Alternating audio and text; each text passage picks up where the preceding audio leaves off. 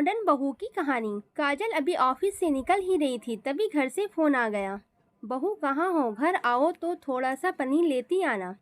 काजल कहती है, लेकिन मम्मी जी मेरे रास्ते में कोई ग्रोसरी स्टोर नहीं है, मैं कैसे लाऊंगी? आप अनिकेत से मंगा लीजिए। ममता जी फिर कहती है, बस मेरा बेटा ही सारा काम करता रहेगा, वो घर से काम करता है इसलिए उसकी कोई वैल्यू नहीं है, जरा सा काम बता दिया तो नखरे हो गए।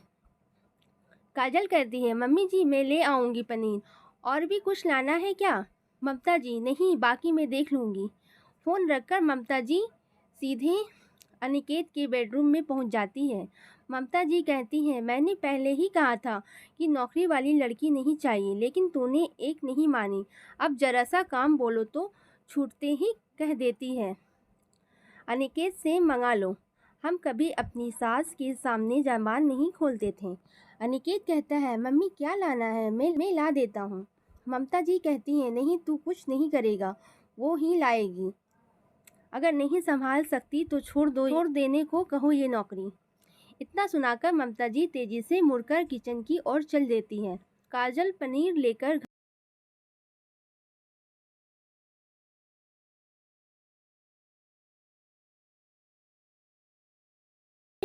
कब से तैयार करके बैठी हूँ, अब पनीर आया, कब सब्जी बनेगी, हमें तो भूखा ही मार दो।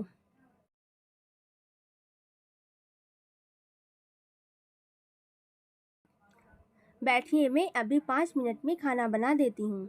काजल जल्दी से किचन में पहुँच जाती।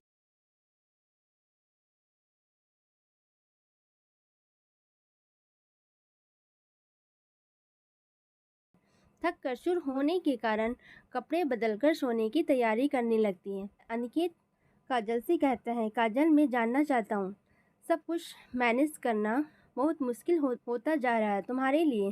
तुम चाहो तो ये नौकरी छोड़ सकती हो। काजल कहती है, अनिकेत ये मेरे कैरियर का सवाल है, घर बैठकर करूँगी क्या? मैंने शादी से पहले ही आपको बता दिया था मैं नौकरी करूँगी। फिर अनिकेत कहता है, मैं मना नहीं कर रहा हूँ, लेकिन इतना वर्कलोड, फिर घर का काम, तुम्हारी सेहत तो ठीक रहनी चाहिए। को भी तो यह सब समझना चाहिए। एक मेड तक नहीं रखने देती, सारा काम बहू से ही करवाना चाहती हैं। जब हम कमा रहे हैं तो एक मेड तो ऑफर कर सकते हैं। अनिकेत कहता है, चलो मैं एक बार फिर बात करता हूँ।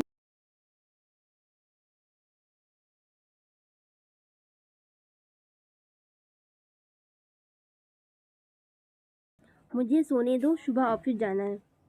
काजल और अनिकेत की शादी को 4 साल हो चुके थे। इन 4 सालों में काजल ने बहुत कोशिश की कि अपनी सास का मन जीत सके, लेकिन ममता जी को बात में कमी नजर आती थी। अगले दिन काजल ऑफिस जाती है। वहाँ लंच में वह अपनी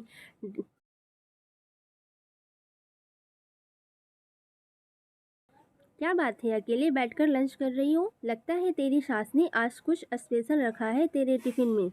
काजल कहती है, अपनी ऐसी किस्मत कहाँ, यहाँ तो खुद बनाना पड़ता है। स्वीटी कहती है, तुझे अपने ससुराल वालों से बात करनी चाहिए।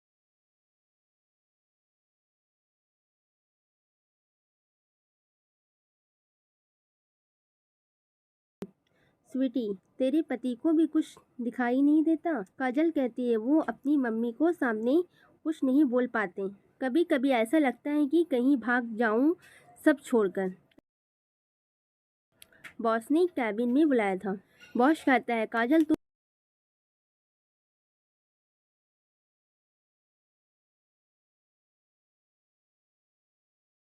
काजल कहती है, लेकिन सर मैं कैसे जा सकती हूँ? बॉस कहता है, तुम चाहो तो किसी।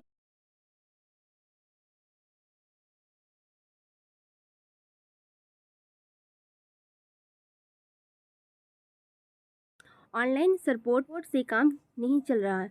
कॉलिंग ने बोला है कि क्लाइंट ने बोला है नहीं तो प्रोजेक्ट कैंसिल हो जाएगा।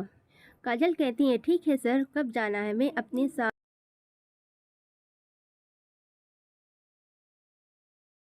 काजल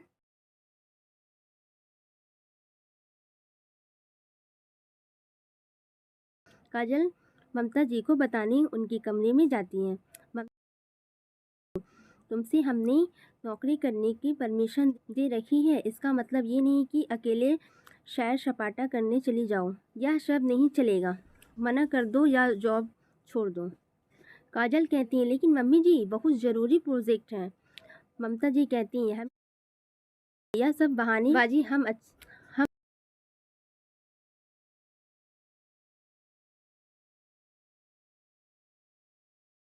काजल यह कहकर वापस अपने बेडरूम में आ गई।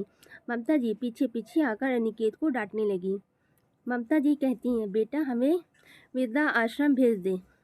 जब बड़ों को कोई इज्जत ही नहीं है तो क्या फ़ायदा रहने का, फिर तुम दोनों सैर सपाटा करते रहना। अनिकेत कहता है, मम्मी वो सैर सपाटा करने नहीं जा रही, ज़रूरी काम है। मैं समझता हूँ, मुझे भी कभी कभी जाना पड़ता है।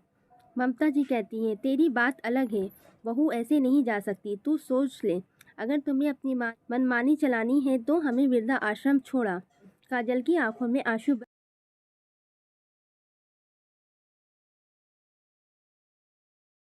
अपनी बहन सुधा को देखकर अनिकेत चौंक गया। अनिकेत कहता है, क्या हुआ सुधा, तू रो रही हो? और इस वक्त सब ठीक तो है? सुधा अनिकेत के गले लगकर रोने लगती है। ममता जी कहती है, बेटी क्या हुआ, तू इस वक्त कैसे आ गई, वो भी अकेली? सुधा माँ से लिपट कर रो रही थी। बहुत देर तक बेटी को चुप कराने के बाद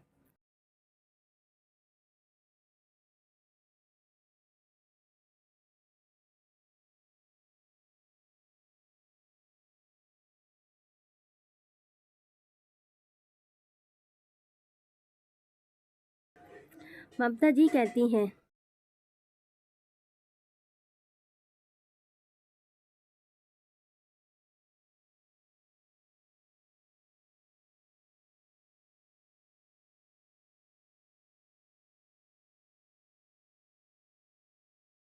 दोनों बातें सही लगती हैं, अपनी बेटी के लिए कुछ और बहू के लिए कुछ और। ममता जी की आंखों से आंसू बह रहे थे। ममता जी कहती हैं, काजल मुझे माफ़ कर दो, अपनी बेटी पर बीती तो मुझे पता लगा। फिर काजल कहती है,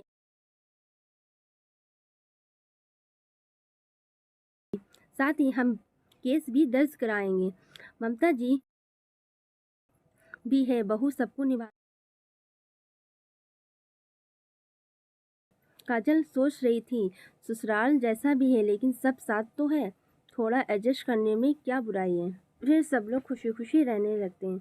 इस कहानी से यह सीख मिलती है कि कभी भी किसी के बारे में कुछ बुरा शब्द नहीं कहना चाहिए, नहीं उसके बारे में कुछ गलत सोचना चाहिए, हमेशा अच्छे लोगों के साथ रहना चाहिए। अगर हमारी स्टोरी पसंद आई तो इसे लाइक करें और मेरे चैनल को सब्सक्राइब करें और आगे भी शेयर करें। Thanks for watching.